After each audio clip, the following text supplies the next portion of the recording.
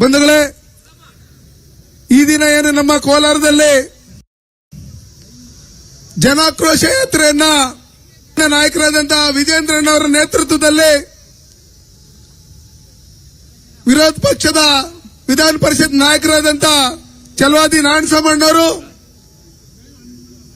ನಮ್ಮ ಶ್ರೀರಾಮುಲಣ್ಣವರು, ಹರೀಶ್ ಪೂಂಜಾ ಅವರು, ನಮ್ಮ ಜಿಲ್ಲಾಧ್ಯಕ್ಷರಾದಂತಹ ಓಂಶಕ್ತಿ ಚಲಪತಿರವರು, ರವಿಕುಮಾರ್ ಅಣ್ಣವರು, ಮಾಜಿ ಶಾಸಕರಾದಂತಹ ಸಂಪಂಗಿ ಅಣ್ಣವರು, ವೆಂಕಟಪ್ಪನವರು, ನಮ್ಮ ನಾರಾಯಣಸ್ವಾಮಣ್ಣವರು, ನಮ್ಮ ಮುನ್ರಾಜ್ ಅಣ್ಣವರು, ಸೀಕಲ್ ರಾಮಚಂದ್ರಗೌಡರು, ನಮ್ಮ ತಮ್ಮೇಶ್ ಗೌಡರು, ಡಾಕ್ಟರ್ ವೇಣುಗೋಪಾಲ್ರವರು, ನಮ್ಮ ವೇದಿಕೆ ಮೇಲೆ ಇರ್ತಕ್ಕಂಥ ಎಲ್ಲ ಗಣ್ಯರು, ನೀವೆಲ್ಲ ಬಂದಿರತಕ್ಕಂಥ ಸಾವಿರಾರು ಸಂಖ್ಯೆಯಲ್ಲಿ ವಿಜೇಂದ್ರಣ್ಣ ನೀವು ಮುನ್ನುಗ್ರೆ ನಾವು ನಿಮ್ ಜೊತೆಲಿ ನಾವು ಇದ್ದೀರಿ ಅಂತ ಹೇಳಿ ನೀವೇನು ಬಂದಿದ್ದೀರಿ.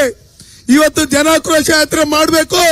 ಕರ್ನಾಟಕದ ಭ್ರಷ್ಟ ಕಾಂಗ್ರೆಸ್ ಸರ್ಕಾರದ ವಿರುದ್ಧವಾಗಿ ಏನು ಜನರಿಗೆ ತೊಂದರೆ ಆಗ್ತಾ ಇದೆ ಅದನ್ನ ತಿಳಿಸ್ಕೊಡ್ಬೇಕು ಅಂತ ಎಲ್ಲ ಈ ಕಾರ್ಯಕ್ರಮವನ್ನು ಮಾಡಿದ್ದು.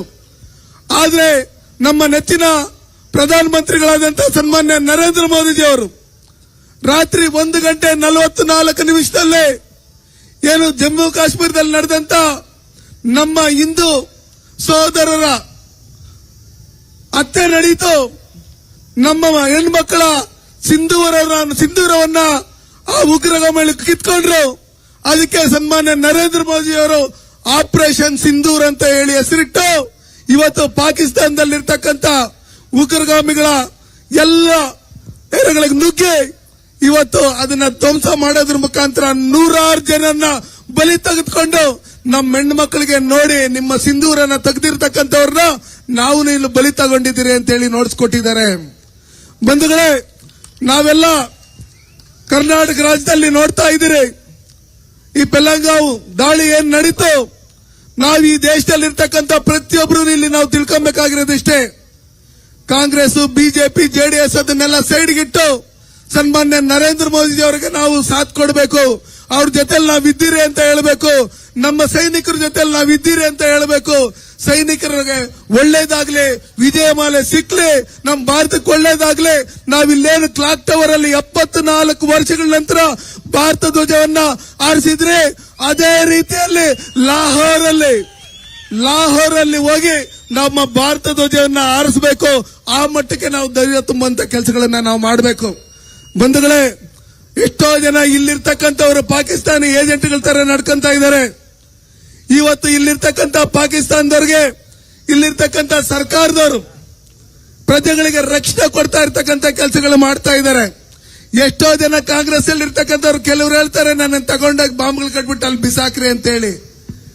ಅದಕ್ಕೋಸ್ಕರ ನಿಮ್ಮೆಲ್ಲರ ಮುಖಾಂತರ ನಾನು ಹೇಳೋದಿಷ್ಟೇ, ಯಾರ್ಯಾರು ಇಲ್ಲಿದ್ದು ಪಾಕಿಸ್ತಾನಿ ಏಜೆಂಟ್ಗಳಂತೆ ವರ್ತನೆ ಮಾಡ್ತಾ ಇದ್ದೀರೋ ನರೇಂದ್ರ ಮೋದಿ ಅವರು ನಿಮ್ಗೊಂದು ಅವಕಾಶ ಮಾಡಿಕೊಟ್ಟಿದ್ದಾರೆ. ದಯವಿಟ್ಟು ಬೇಕಾದ್ರೆ ನೀವು ಪಾಕಿಸ್ತಾನಕ್ಕೆ ಹೋಗ್ಬಿಡಿ. ಆದ್ರೆ ಇಲ್ಲಿದ್ದು ಪಾಕಿಸ್ತಾನ ಮಕ್ಕಳ ತರ ನೀವೇನಾದ್ರು ನಡ್ಕೊಂಡ್ರೆ ಮುಂದಿದೆ ಮಾರಿ ಹಬ್ಬ. ಅದಕ್ಕೋಸ್ಕರ ನಾವೆಲ್ಲ ಒಗ್ಗಟ್ಟಾಗಬೇಕು. ಇಲ್ಲಿ ನಾವೆಲ್ಲ ಸೇರಿರ್ತಕ್ಕಂಥವ್ರು ಪ್ರತಿಯೊಂದು ಮನೆಯಲ್ಲೂ ನಾವು ಸೈನಿಕರಾಗಿ ನಾವು ಕೆಲಸ ಮಾಡಬೇಕು. ನಮ್ಮ ಮಕ್ಕಳ, ನಮ್ಮ ದೇಶದ ರಕ್ಷಣೆ ನಮ್ಮ ಕೈನಲ್ಲಿ ಸಾಧ್ಯವಿದೆ. ಅದಕ್ಕೋಸ್ಕರ ನಾವೆಲ್ಲ ಒಗ್ಗಟ್ಟಾಗಿ ಸನ್ಮಾನ್ಯ ವಿಜೇಂದ್ರಣ್ಣವ್ರ ಕೈ ಬಲಪಡಿಸೋದ್ರ ಮುಖಾಂತರ ಕರ್ನಾಟಕ ರಾಜ್ಯದಲ್ಲಿ ಭಾರತೀಯ ಜನತಾ ಪಾರ್ಟಿ ಸರ್ಕಾರ ಅಧಿಕಾರಕ್ಕೆ ತರಬೇಕು. ಮುಂದಿನ ದಿನಗಳಲ್ಲಿ 175ಕ್ಕೂ ಹೆಚ್ಚಿಗೆ ಎಂಎಲ್ಎಗಳನ್ನ ಗೆಲ್ಸ್ಕೊಡೋದ್ರ ಮುಖಾಂತರ ಕರ್ನಾಟಕ ರಾಜ್ಯದಲ್ಲಿ ದೇಶದ ಪರವಾಗಿ ನಾವಿದ್ದೀರಿ. ಇವತ್ತೇನು ಭ್ರಷ್ಟ ಕಾಂಗ್ರೆಸ್ ಸರ್ಕಾರ ಇದೆ ಅದನ್ನ ಕಿತ್ತೊಗಿತೀರಿ ಅಂತ ಹೇಳಿ ನಾವು ಇವತ್ತೇ ಶಬ್ದ ಕೈಗೊಳ್ಳಬೇಕು ಅಂತ ಹೇಳಿ ನಿಮ್ಮನ್ನ ಕುರಿತು 4 ಮಾತನಾಡಲು ಅವಕಾಶ ಮಾಡಿಕೊಟ್ಟು ತಮ್ಮೆಲ್ಲರಿಗೂ ಒಂದ್ಸೆ ನನ್ನ ಮಾತನ್ನು ಮುಗಿಸ್ತಾ ಇದ್ದೀನಿ. ಜೈ ಹಿಂದ್, ಜೈ ಭಾರತ್. ಸೈನಿಕರಿಗೆ ಹಾಗೂ ಪ್ರಧಾನಮಂತ್ರಿಗೆ ಧೈರ್ಯ ಕೊಟ್ಟು ನಾವು ನಿಮ್ ಜೊತೆಗೆ ಇದ್ದೀವಿ ಅನ್ನೋ ಮುನ್ಸ್ವಾಮಿ ಅವರಿಗೆ ಧನ್ಯವಾದಗಳು. ಅದೇ ರೀತಿ ವಿಧಾನ ಪರಿಷತ್ನ ವಿರೋಧ ಪಕ್ಷದ ಶಾಸಕರಾದಂತ ಮಾನ್ಯ ನಾಯಕರು ಆದಂತ